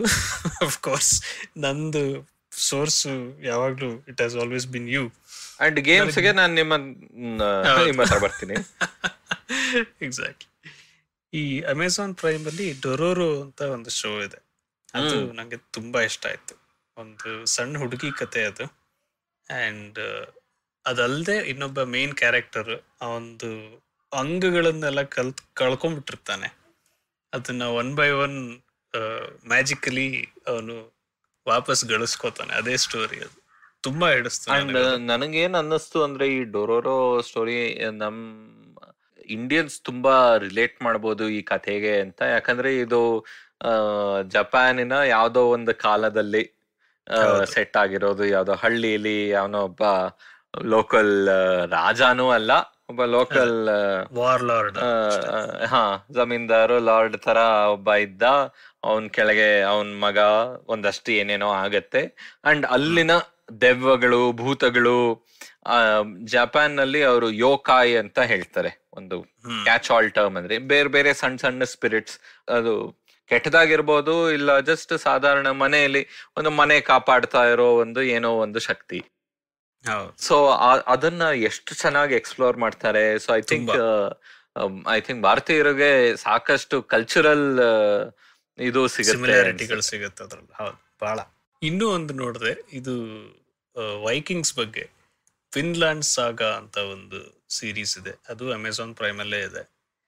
ತುಂಬಾ ಸೀರಿಯಸ್ ಅಂಡ್ ಬಹಳ ಏನಂತಾರೆ ಪ್ರಾಕ್ಟಿಕಲ್, ಅಂದ್ರೆ ಮ್ಯಾಜಿಕ್ ಎಲ್ಲ ಏನೂ ಇಲ್ಲ ಅದರಲ್ಲಿ. ಹೌದು, ಇದು ಪ್ರಾಪರ್ ಹಿಸ್ಟ್ರಿ ಅಲ್ವಾ? ಹಿಸ್ಟಾರಿಕಲ್ ಫಿಕ್ಷನ್ ಪರ್ಫೆಕ್ಟ್ ಆಗಿ ಮಾಡಿದ್ದಾರೆ. ಸೊ ಹೇಗೆ ಇದು ವೈಕಿಂಗ್ ಅವರು ಇಂಗ್ಲೆಂಡ್ ಅಲ್ಲಿ ಬಂದು ಯುದ್ಧ ಮಾಡ್ತಾರೆ, ಕಾನ್ಕರ್ ಮಾಡ್ತಾರೆ, ಅದರಲ್ಲಿ ಒಬ್ಬ ಹುಡುಗನ ಕಥೆ ಅಲ್ವಾ? ತುಂಬಾ ಚೆನ್ನಾಗಿ ಹೇಳಿದ್ದಾರೆ, ತುಂಬಾ ಒಳ್ಳೆ ಅನಿಮೇಷನ್. ಅಂಡ್ ಅದೇ ಜನಕ್ಕೆ ಏನೋ ಸೀರಿಯಸ್ ಆಗಿ ನೋಡ್ಬೇಕು, ನನಗೆ ಮ್ಯಾಜಿಕ್ ಗೀಜಿಕ್ ಬೇಡ, ಮಕ್ಳು ಬೇಡ, ವೆಲ್ ಇದರಲ್ಲಿ ಹುಡುಗ ಇದಾನೆ, ಆದ್ರೆ this is a very mature show. ಸಾಕಷ್ಟು ವೈಲೆನ್ಸು ಇದೆ, ಆದ್ರೆ ತುಂಬಾ ಚೆನ್ನಾಗಿ ತೋರಿಸಿದ್ದಾರೆ, ಸಿಕ್ಕಾಪಟ್ಟೆ. ಇದ್ರ ಜೊತೆಗೆ ಒಂದು ಫುಲ್ ಚೇಂಜ್ ಬೇಕು ಅಂದ್ರೆ ನೆಟ್ಫ್ಲಿಕ್ಸ್ ಅಲ್ಲಿ ಲೇಡ್ ಬ್ಯಾಕ್ ಕ್ಯಾಂಪ್ ಅಂತ ಇದೆ. ಜಾಪನೀಸ್ ಹೆಸರು ಯೂರು ಕ್ಯಾಂಪ್ ಅಂತ. ತುಂಬಾ ಸರಳವಾದ ಅನಿಮೆ, ತುಂಬಾ ಸಿಂಪಲ್. ನೀವು ರಾತ್ರಿ ಸುಮ್ನೆ ಒಂದು 20 ನಿಮಿಷ ನೋಡಿ ನಿದ್ದೆ ಮಾಡೋಣ ಅಂದ್ರೆ ನೋಡ್ಬೋದು. ಇದು ಜಸ್ಟ್ ಒಂದು 3-4 ಹುಡುಗಿರು ಜಪಾನ್ ನಲ್ಲಿ ಯಾವ್ದೋ ಒಂದು ಸಣ್ಣ ಊರಲ್ಲಿ ಇರ್ತಾರೆ. ಅವರು ಕ್ಯಾಂಪಿಂಗ್ ಹೋಗ್ಬೇಕು, ಅವ್ರಿಗೆ ಕ್ಯಾಂಪಿಂಗ್ ಇಷ್ಟ ಅಷ್ಟೇ. That is the anime. ಬೇರೆ ಏನು ದೊಡ್ಡ ಸ್ಟೋರಿ ಇಲ್ಲ. ಒಂದು ಹುಡುಗಿ ಸ್ವಲ್ಪ ಈ ಕ್ಯಾಂಪಿಂಗ್ ಅಲ್ಲಿ ಎಕ್ಸ್ಪೀರಿಯನ್ಸ್ ಇದೆ ಆ ಹುಡುಗಿಗೆ. ಅವಳ ಪಾಡಿಗೆ ಸೋಲೋ ಬೇರೆ ಬೇರೆ ಕಡೆ ಹೋಗಿ ಕ್ಯಾಂಪಿಂಗ್ ಮಾಡ್ತಾರೆ. ಸೊ ಅಂಡ್ ಇದ್ರಲ್ಲಿ ಏನು ಅಂದ್ರೆ ಒಂದೊಂದು ರೂಟ್, ಒಂದೊಂದು ಜಾಗ, ಒಂದೊಂದು ಸ್ಪಾಟ್, ಒಂದೊಂದು ಆ ಕ್ಯಾಂಪಿಂಗ್ ಏರಿಯಾ ಇನ್ ರೂಲ್ಸ್ ಎಲ್ಲ ಪರ್ಫೆಕ್ಟ್ ಅಂಡ್ ಎಲ್ಲ ರಿಯಲಿ ಇನ್ ಜಪಾನ್. ಸೊ ಈಗ ಅದು ಅನಿಮೆ ಎಷ್ಟು ಪಾಪ್ಯುಲರ್ ಆಗಿದೆ ಅಂದ್ರೆ ಅಲ್ಲಿ ಮೆನ್ಷನ್ ಮಾಡೋ ಟೂರಿಸ್ಟ್ ಸ್ಪಾಟ್ಸ್ ಇಲ್ಲ ಕ್ಯಾಂಪಿಂಗ್ ಸ್ಪಾಟ್ಸ್ ಈಗ ಇಡೀ ವರ್ಷ ಬುಕ್ ಔಟ್ ಆಗ್ತಾ ಇದೆ. ಆದ್ರೆ ಅವ್ರು ಇನಿಷಿಯಲಿ ತೋರಿಸಿದ್ದು ಎಲ್ಲಿ ಜನ ಹೋಗ್ತಾನೆ ಇಲ್ವೋ, ಎಲ್ಲಿ ಆಫ್ ಸೀಸನ್ ಅಲ್ಲಿ ಹೋಗ್ಬೋದು, ಆತರ ತೋರಿಸ್ತಾರೆ. ಅಂಡ್ ಜಸ್ಟ್ ಈ ಹುಡುಗಿರ ಕತೆ and it is just cute, it's funny and ಅವ್ರ ಲೈಟ್ ಹಾರ್ಟೆಡ್. ಏನೋ ಸ್ವಲ್ಪ ತೊಂದರೆ ಸಿಕ್ಕಾಕೋತಾರೆ, ಏನೋ ಕಲಿತಾರೆ, ಹೆಂಗೋ ಆಚೆ ಬರ್ತಾರೆ. ಅಂಡ್ ಜಪಾನ್ ಬಗ್ಗೆನೂ ತುಂಬಾ ತಿಳ್ಕೊಬಹುದು, ಈ ತರ ಕ್ಯಾಂಪಿಂಗ್ ಬಗ್ಗೆ ತುಂಬಾ ತಿಳ್ಕೊಬಹುದು. ಸೊ ತುಂಬಾ ಚೆನ್ನಾಗಿದೆ and very light, very happy show. ನಿಮಗೆ ನೀವ್ ಅದನ್ನ ನೋಡಿ ನಿಮಗೊಂದು ನಗು ಬರ್ಲಿಲ್ಲ, ಇಲ್ಲ ನಿಮ್ಗೊಂದು ದೊಡ್ಡ ಸ್ಮೈಲ್ ಬರ್ಲಿಲ್ಲ ಅಂದ್ರೆ you can get some money back guarantee ಅನ್ಸುತ್ತೆ. ಪವನ್ ಅವರೇ, ಆನಿಮೆ ಬಗ್ಗೆ ಮಾತಾಡಿದ್ದಕ್ಕೆ ತುಂಬಾ ಥ್ಯಾಂಕ್ಸ್. ನಾವು ಈ ಒಂದು ಎಪಿಸೋಡು ಸುಮಾರು ಜನಕ್ಕೆ ಇದೊಂದು ಹೊಸ ಮಾಧ್ಯಮದ ಬಗ್ಗೆ ತಿಳುವಳಿಕೆ ಬರುತ್ತೆ ಅಂತ ಅನ್ಕೋತೀನಿ. ಸ್ವಲ್ಪ ಹಿನ್ನೆಲೆನೂ ಗೊತ್ತಾಗಬಹುದು, ಹಿನ್ನೆಲೆನೂ ಕೂಡ. ಮತ್ತೆ ಕೇಳುಗರೆ, ನಿಮ್ದು ಯಾವ್ದಾರ ರೆಕಮೆಂಡೇಶನ್ಸ್ ಇತ್ತು ಅಥವಾ ನೀವ್ ಯಾವ್ದಾರ ಶುರು ಮಾಡ್ಕೊಂಡಿದ್ರು, ನಿಮಗೆ ಇಷ್ಟವಾಗಿದ್ದು ಶೋಗಳು ಯಾವ್ದು ಅಂತ ನಮ್ ಜೊತೆ ದಯವಿಟ್ಟು ಹಂಚ್ಕೊಳ್ಳಿ. ಹೌದು, ಮತ್ತೆ ಶೋ ಡಿಸ್ಕ್ರಿಪ್ಷನ್ ಅಲ್ಲಿ ನಾನು ನಂದಂತೂ ಒಂದು ಲಿಂಕ್ ಕಳಿಸ್ತೀನಿ. ನಾನು ನೋಡಿರೋ ಆನಿಮೆ ಅದರಲ್ಲಿ ರೇಟೆಡ್ ಫುಲ್ ಲಿಸ್ಟ್ ಬೇಕು ಅಂದ್ರೆ ಯಾರಿಗಾದ್ರೂ ಅದನ್ನು ಕಳಿಸ್ತೀನಿ. ಅಂಡ್ ಇನ್ನೊಂದು ಸ್ವಲ್ಪ ಜಾಸ್ತಿ ರೆಕಮೆಂಡೇಶನ್ಸ್ ನಾವು ನಮ್ಮ ಡಿಸ್ಕ್ರಿಪ್ಷನ್ಸ್ ಅಲ್ಲೂ ಕೊಡ್ತೀವಿ, ಎಲ್ಲಿಂದ ನೀವು ಶುರು ಮಾಡಬಹುದು ಅಂತ. ಅಂಡ್ ಗಣೇಶ್ ಅವರೇ, ಮೇ ಬಿ ಮುಂದೆ ಯಾವತ್ತಾದ್ರೂ ನಮ್ಮ ದೇಶ ಭಾರತ, ಇಂಡಿಯಾ, ನಮ್ಮ ಮಿಥಾಲಜಿ ಹೇಗೆ ಆನಿಮೆನಲ್ಲಿ ತೋರಿಸಿದ್ದಾರೆ ಅಂತ ಖಂಡಿತ ಒಂದು ಎಪಿಸೋಡ್ ಮಾಡ್ಬೇಕು ನಾವು. ಥ್ಯಾಂಕ್ಸ್ ಪವನ್, ಸಿಗೋಣ. ಧನ್ಯವಾದ Ganesh.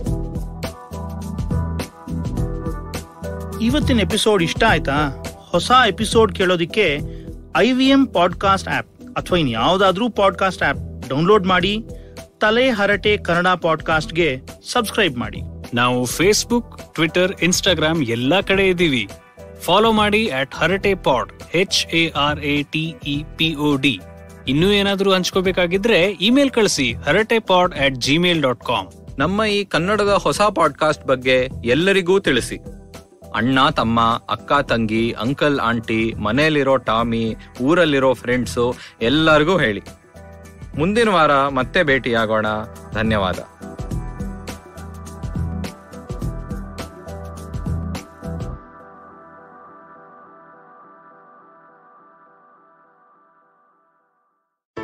Hey everybody, let me tell you a little bit about what happened on the IVM Podcast Network this week. We've had some amazing stuff, right? I mean, I don't know if you're aware of the redoing or the rebranding of the Traveling Professors show. We called it now Smarter with Sid, with Siddharth Deshmukh. This week he examines Netflix getting into e-commerce, and will this affect how Amazon's dominating the space? Also, let me give you another quick hits to join up on. So on Cyrus Says, Cyrus was joined by Olympic equestrian Imtiaz Anis, and Nishan Budla from the Triangle Offense podcast showed up on Thursday's Cock and Bull to talk about the NBA Finals. On Nankari, Sadaf and Archie were joined by Keshu Chaturvedi of the Tere Mere Raste podcast. On Storytellers and Storytellers, Vineet talks to Ashim Mathur from Dolby. And don't forget to follow us on Facebook, Twitter, LinkedIn, and Instagram to keep up with what's going on the network. And with that, let me also just finally thank our sponsors. They're what makes things possible. We'd like to thank CET, Cred, Global Victoria, Bank of Baroda, Intuit India, and Lenovo. Thank you so much for making this possible. If you love cricket, listen up. The Edges and Sledges Cricket Podcast is here for you. Hosted by DJ, Varun, and me, Ashwin, we bring a fun, fresh fan's point of view to talking all things cricket. Sometimes it's just the three of us, sometimes we have guests, including current and former international cricketers. For new episodes every week, check out the Edges and Sledges Cricket Podcast on the IVM app, website, or wherever you get your podcasts.